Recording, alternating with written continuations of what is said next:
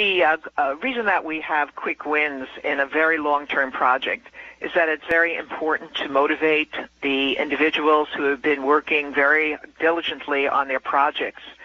So we have come up with some ideas that seem to have been received quite well. One of the ideas we had was a trainer recognition event. The way the organization is set up is that we have train the trainers, where we ask the colleges to designate individuals who are trained by the staff at our core team, and then they go back and train the individuals at their colleges.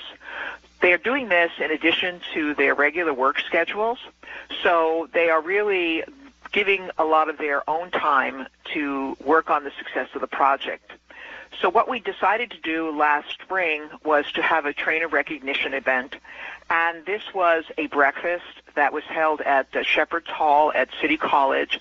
It's a very prestigious building, very Ivy League in appearance, and it was also attended by the senior leadership, our chief operating officers, and the executive vice chancellor of human resources.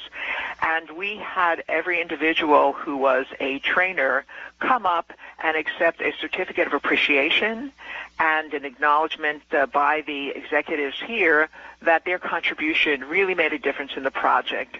And we found that if somebody was unable to come, they were contacting to make sure that they got their certificate.